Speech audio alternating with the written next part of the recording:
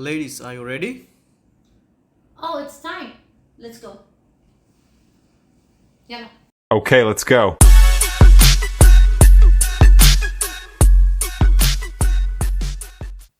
Hey everyone, welcome to a new episode of Clock In. And if you want to know what Clock In is, go back to episode 1 and you'll know exactly why this podcast is there. I am Shaima. And I'm Suheir. And today's topic is about DEI, but this is where, about being a quota as a woman, right? So, women have become quotas now at the workplace, but we had this discussion and we both think that when the idea of quota happened at companies, it was with a good intention, Definitely. right? They wanted to make sure that companies had a minimum number of women at the workforce and that companies sort of mandated that they needed these many women that would be sort of as close as possible as the number of men at work. And that's how it started. We think it started with a very good intention, but what has really happened now? It's true. It started to expedite the representation, as you mentioned. Unfortunately, the reality hit everyone, and what they started to do is just to tick the box and hire someone without looking at the qualification, which actually turned it into women being just a statistics instead of professional woman who is qualified to lead the job. Or And adds even- value to the work. Definitely. We've just become a number instead of a value. Of course. And the outcome of that, of course, that you will see more and more resistance of people, because the assumption always is before they actually see that person performing from day one, they just X her because she was hired because she's a woman. Quota. And that's exactly. It's unfortunate. Instead, the reality became, instead of just accelerating the representation of women in the company, they started to just have a number.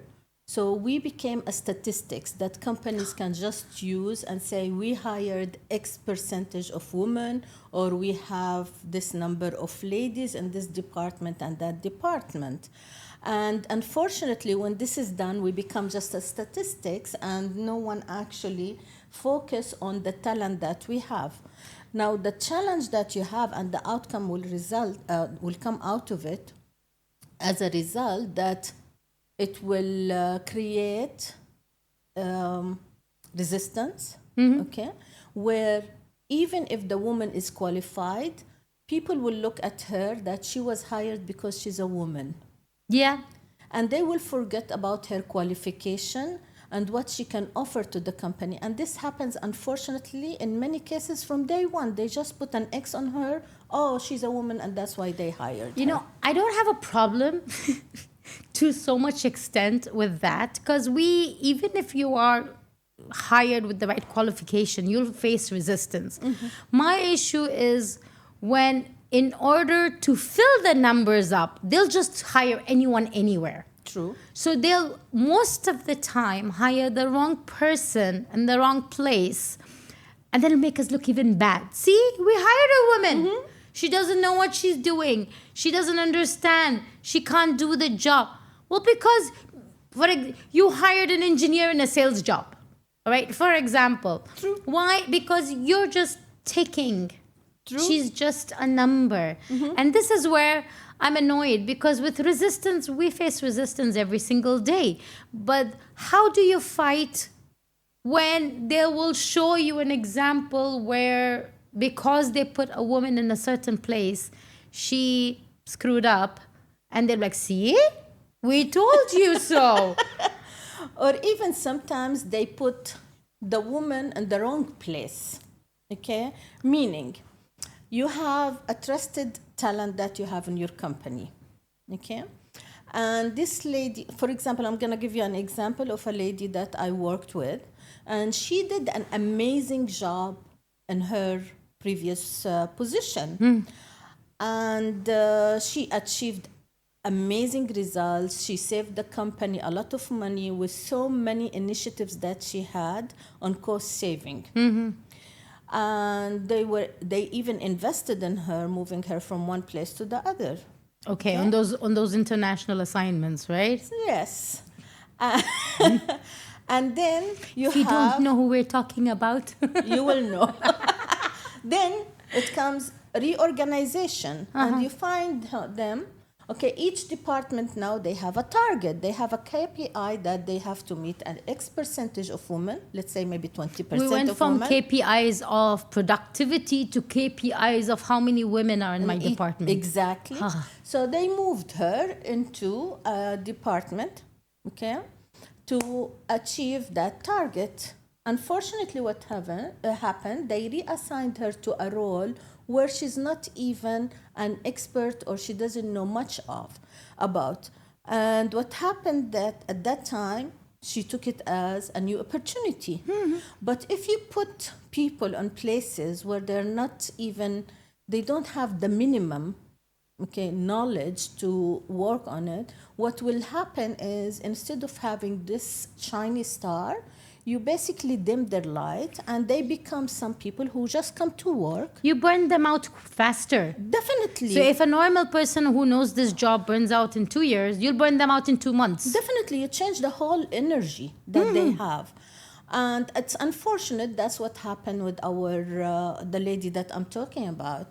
And she turned out to become a person who comes, does her job, and then leave the office. So all this enthusiasm, the energy, the innovation that she had is gone.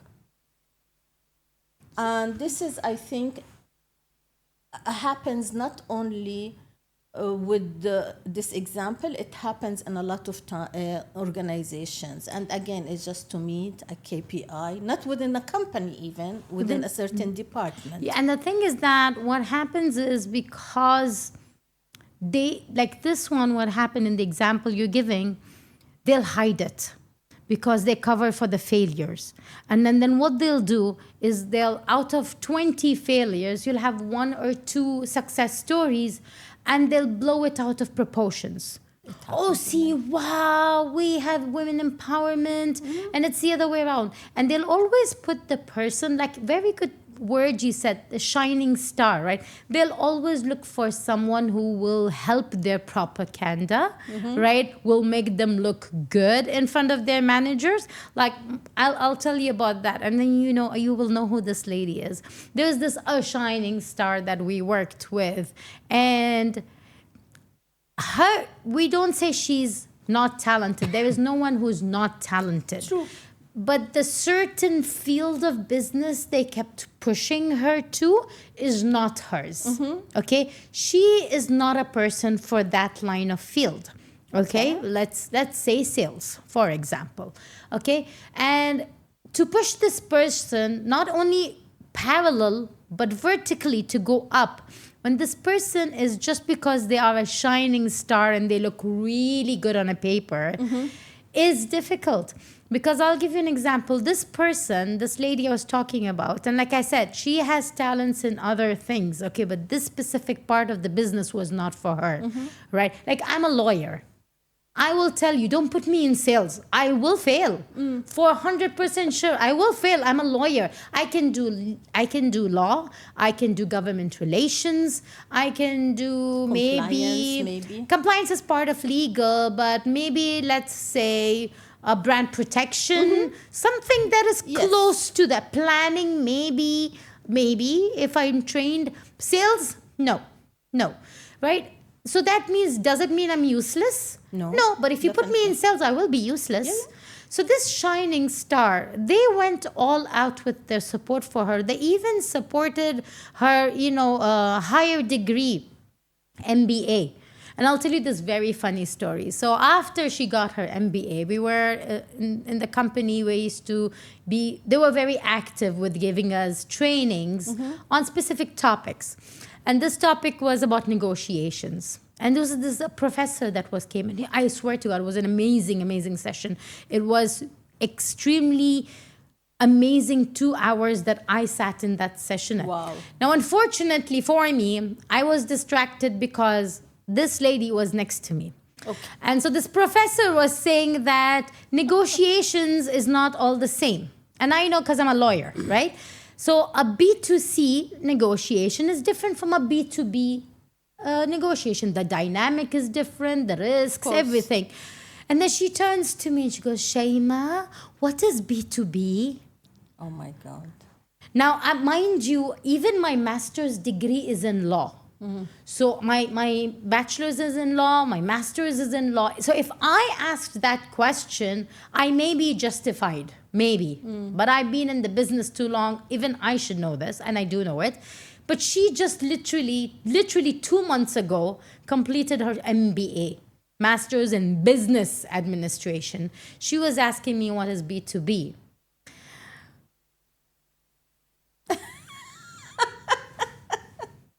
Well, I answered her.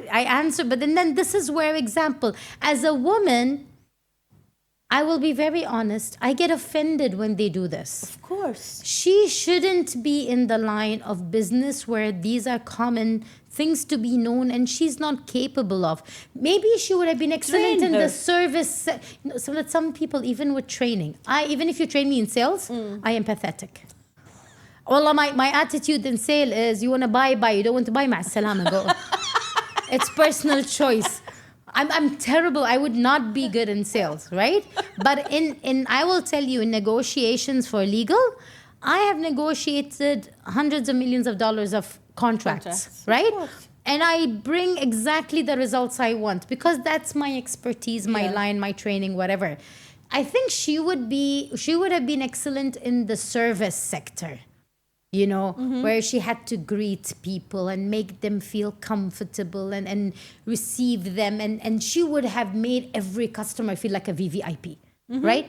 But that's her thing. We're talking about the placement, right? So of course, and as a woman, I will get offended because, you're making me look bad. Of course, it makes every woman look bad. Now, that doesn't mean that there are certain positions where men are placed in the wrong place. Some men are placed in the wrong place. Unfortunately, no one talks about them. No, because that's the challenge that we're having. We're becoming a statistics where people are monitoring you, and if you fail, that's what everyone talks about. And I think we're going to talk about this in some other episode, but it's like you said in the beginning, resistance. We're used to this. As a woman, every step of your professional life, there is a resistance. Every step is a challenge. I bet most of the men, and this is not to undermine what men go through. Of course, they work hard as well. They work very hard. They prove exactly. Yes. But it's not to undermine what they have, right? But being a woman, everyone just wants to stop in your way. Right? They just make it more difficult. And then when they turn you into a number, and then they turn you into a number by putting the wrong person in the wrong place, they're like, see? Of course. I told you so. True. She can't do the job. Women are not made for this job. And we're not talking about the Middle East only. Oh, no, globally. It's globally. Globally, yes, absolutely. So, you know what I think is that what companies should change, and not only companies, even leaders, because of course companies are led by leaders, and not it's always from top down. Yes. Right? Yes. So, the leader of the company, the leader of the department, and even the supervisors and the leaders of the smaller teams, right? The KPI should be put in with the intention, to actually serve the DEI. True. True. And this is very interesting because one of the things that have happened recently, first of all, DEI is not a new thing. DEI was actually introduced long time ago in 1964. Wow. That old. Okay. And then it became like a heartbeat. It goes up and then it dies. It goes up and then it dies. And the latest shift that we have seen just happened after Pink Floyd murder in the US. And what happened then, we had Black Lives Matter, etc. And most of the global and international companies reintroduced DEI and started to implement it and took it very seriously at that time. Then which was amazing. Okay, regardless of the faults that happened during that time and putting it as a KPI, etc. But the change would have been good if it's consistent, okay, and it's a change from within. But what happened, and Mr. Trump announced that DEI was a cause of so many issues. Of course. Without any investigation. طبعا. Why not? Of course. Unfortunately, a lot of those companies, big companies, and don't take my word for it, just go and check the Forbes list. The list! The list! The list is out! The list! Where a lot of companies... I'm going to call it not Forbes list. I'm going to call it Suheir's list. Where companies like McDonald's, Meta, Warner Brothers, wow, Pepsi, Google, Twitter, after his announcement, every company started to change. Some of them, they actually closed their DEI. Completely. Wow. Some of them, they stopped even asking for or talking about it. Okay. Some of them, they did not suspended it completely, but they removed it from their reports. Okay. So it's happening. If they removed it from the reports, it's as good as dead. Exactly.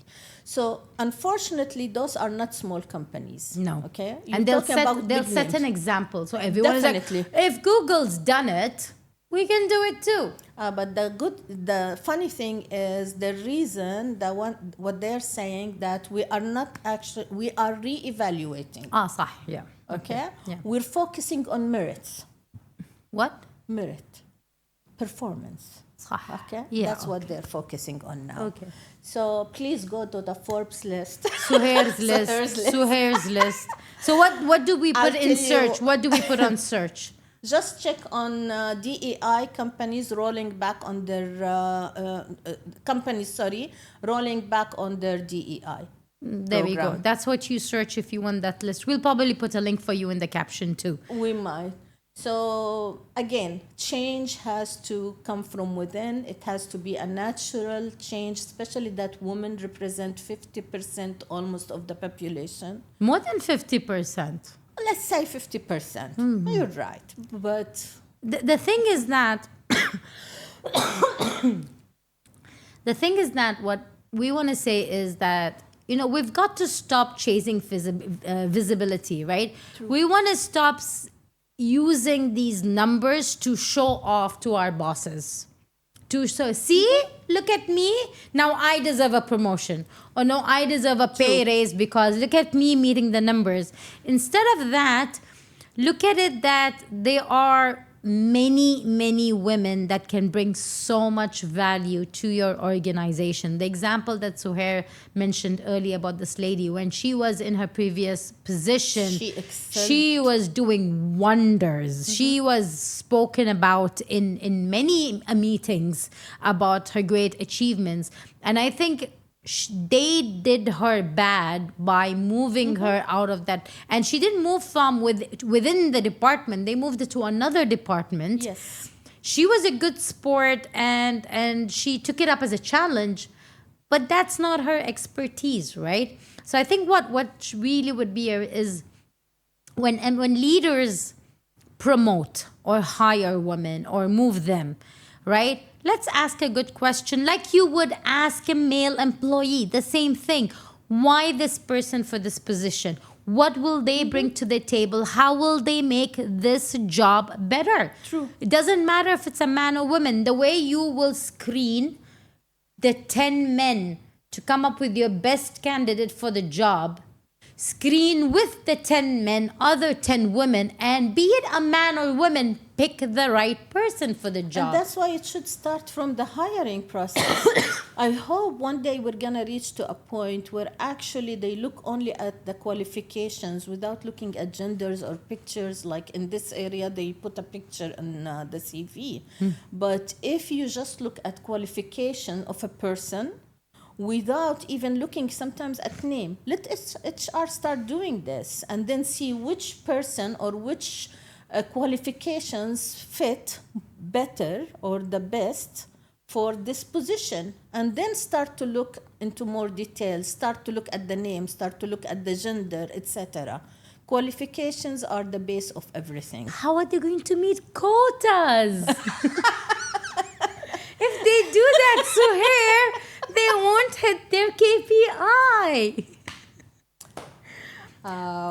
We hope that we're able to. This is a very big topic, right? This is not something that Suheir and I can cover in such a short podcast. It's big, but like Suheir said, it needs to start from within, right? We hope we shed some spotlight with the issues of how we look at it, and we hope we brought in some value and some good information and Suheir's list to the view. This is a very famous list, right?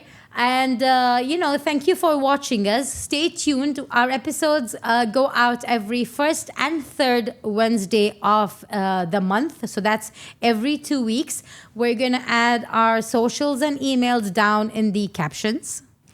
And thank you. Write to us, please, with the topic, any topic that you want us to discuss.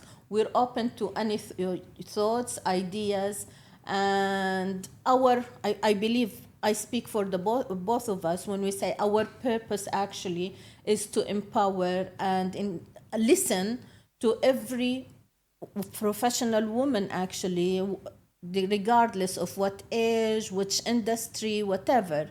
Please write to us, and we will try and provide you with some of our thoughts based on the experiences that we had. And we wish you the best of luck in everything that you do. Be yourself and be proud of the person you are. Absolutely. And we'll see you in the next episode. Thank you. Clock out.